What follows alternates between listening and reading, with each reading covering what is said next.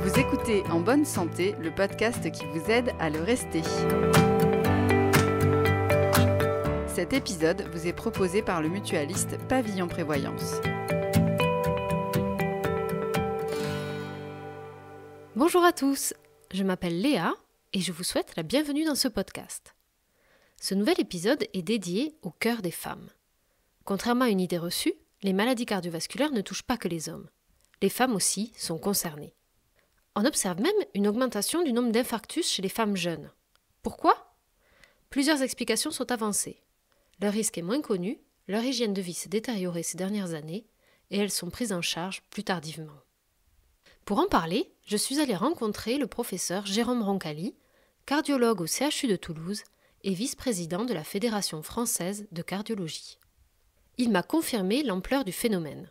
Les maladies cardiovasculaires touchent les femmes et de manière beaucoup plus importante que ce que l'on peut l'imaginer, puisqu'effectivement, ce sont des maladies qui étaient réservées à l'homme, mais parce qu'on s'intéressait beaucoup moins à la femme. Et ça, c'est un vrai problème de santé publique à l'heure actuelle. Des efforts sont faits de manière considérable parce que c'est la première cause de décès chez la femme, les maladies cardiovasculaires. C'est 6 fois plus important que le cancer du sein.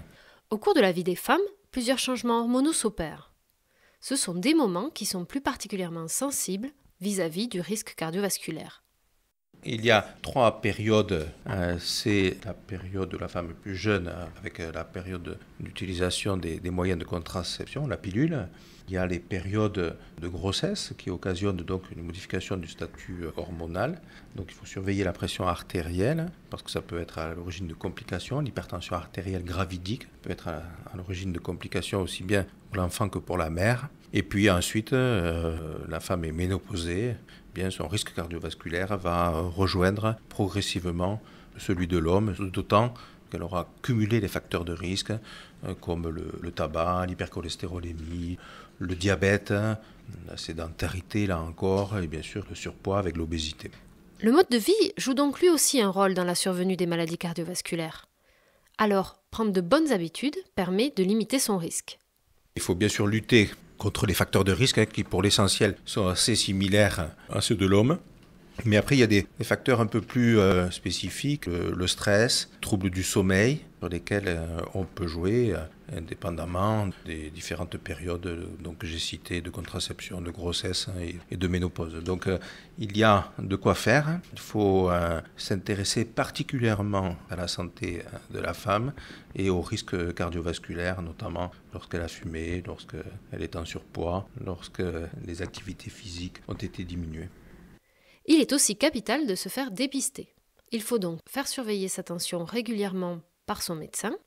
Et il est aussi conseillé de faire mesurer sa glycémie et son taux de cholestérol grâce à une prise de sang. Mais ces contrôles, les femmes les font moins fréquemment que les hommes.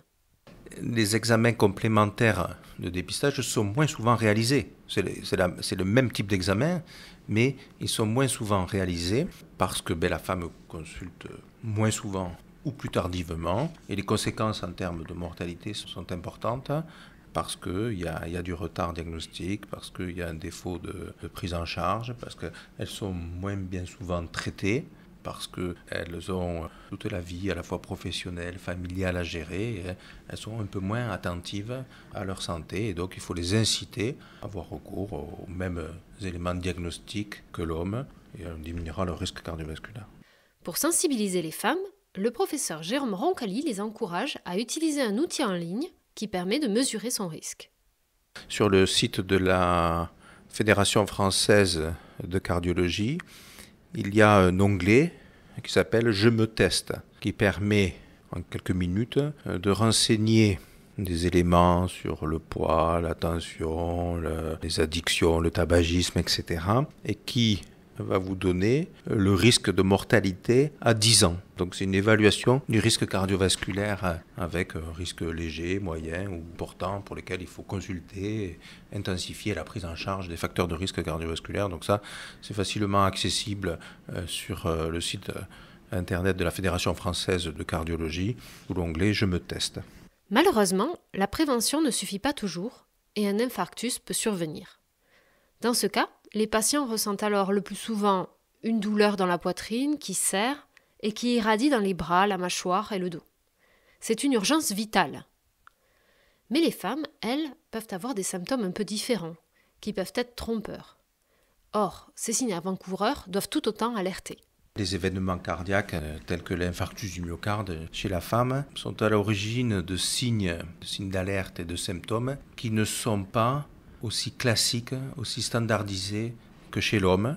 Mais chez la femme, eh bien, on peut parfois avoir des symptômes moins marqués, qui peuvent s'accompagner de malaise, de sueur, de palpitations, de nausées, qui peuvent parfois être négligés plus facilement par les femmes parce qu'elles se disent « oh, c'est une maladie d'homme, ça ne va pas être un infarctus du myocarde », qui ont aussi ce sens de la responsabilité familiale, etc., qui font qu'elles vont d'abord s'occuper de leurs enfants et puis être moins attentives à leur symptomatologie et du coup, elles vont avoir souvent une prise en charge un peu retardée parce qu'elles ne seront pas venues tout de suite aux premiers symptômes. Et donc ça aggrave la mortalité cardiovasculaire chez la femme. Et après un accident cardiovasculaire, la période de réadaptation cardiaque est également importante pour retrouver un mode de vie sain et limiter le risque de récidive. Elle se déroule généralement dans un centre spécialisé, en hospitalisation complète ou en ambulatoire.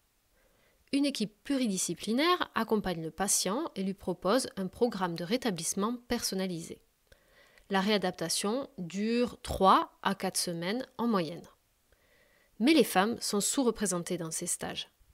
Souvent, quand on a fait un événement cardiovasculaire, notamment un infarctus, on recommande de faire de la réadaptation cardiovasculaire pour justement apprendre à refaire de l'exercice, à limiter les facteurs de risque, etc.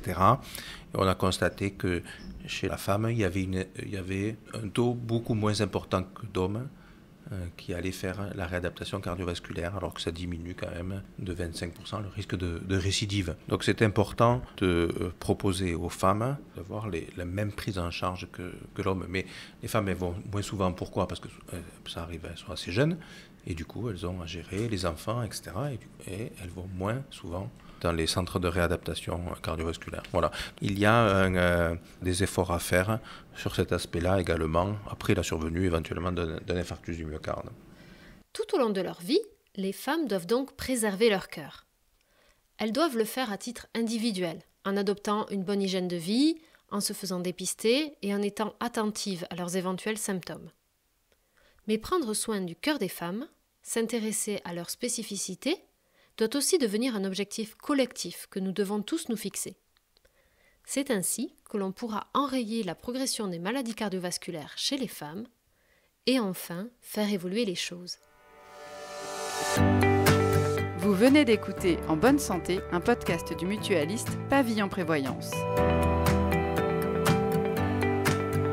Cet épisode a été produit par le réseau des éditeurs de revues et réalisé par l'agence SIEM.